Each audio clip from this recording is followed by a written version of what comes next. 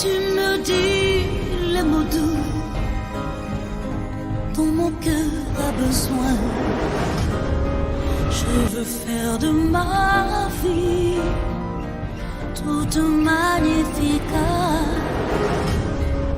Bonjour chers amis de Que Savoir, soyez les bienvenus à ce numéro.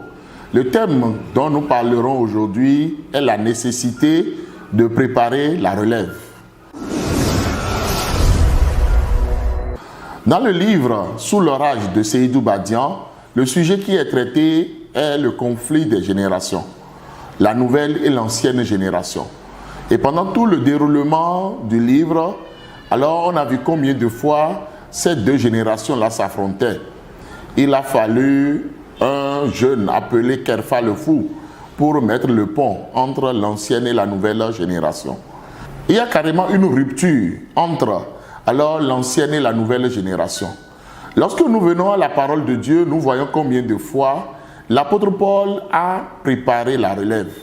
L'apôtre Paul, qui était de l'ancienne génération, a su alors se faire entourer des jeunes en qui il a eu confiance et il leur a donné la main pour que même lorsqu'il soit alors en prison, alors toutes les églises qu'il a mises en place puissent continuer de vivre et de croître même.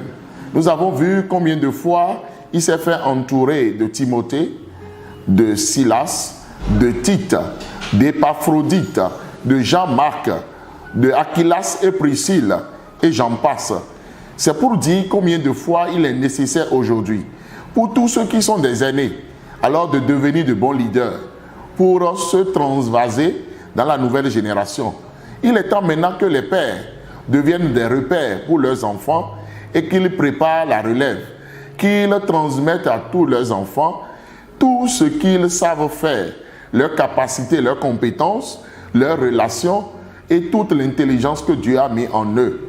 Il est nécessaire, si nous ne voulons pas avoir de problème bientôt, de connaissances, problème vraiment de limitation, alors dans les générations à venir, alors il est temps maintenant que cette génération-là qui est en train de partir puisse maintenant donner la main. Ce n'est pas normal qu'en Afrique, un vieillard qui meurt soit une bibliothèque qui brûle. La bibliothèque ne doit pas brûler. Et les meilleurs endroits de la terre, tels que le disait le feu docteur Maïs Monroe, ce sont les cimetières. Parce que là, on retrouve les chants jamais chantés, les talents jamais révélés et toutes ces choses qui n'ont jamais été transmises. Il est temps maintenant de donner la main. Il est temps maintenant de préparer la relève. Il est temps maintenant que chaque parent puisse préparer la relève dans ses enfants, que chaque leader puisse chercher des disciples à qui alors il faut faire confiance et à qui il faut alors donner le meilleur pour que ces disciples-là soient même mieux que leurs maîtres.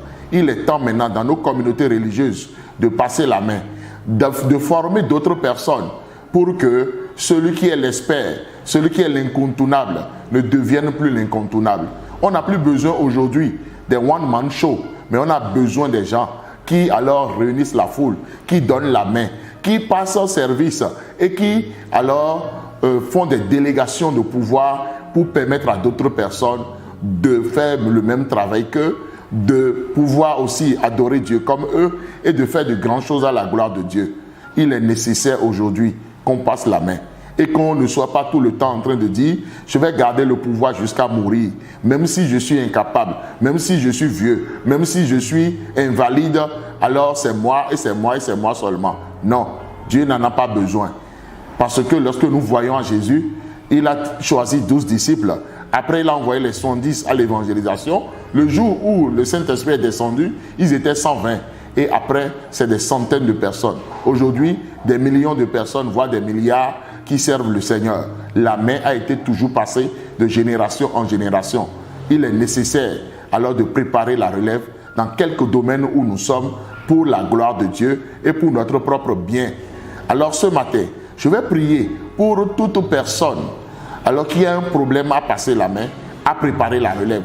Je vais prier aussi pour toutes ces personnes-là qui sont de la jeune génération et qui ne font jamais confiance à la vieille génération pour aller prendre auprès de cette vieille génération des connaissances pour que cette vieille génération-là meurt en étant vide, en ayant tout transmis. Je prie le Seigneur ce matin.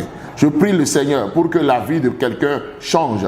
Je prie le Seigneur pour que la vie d'une personne soit impartée et qu'il y ait maintenant des disciples, qu'il y ait maintenant des mentors, qu'il y ait de bons leaders qui retrouvent des gens en qui ils se transvasent, des gens qu'ils aident à être la meilleure version d'eux-mêmes et à la gloire de Dieu. C'était le pasteur Jido Prudence Aimé.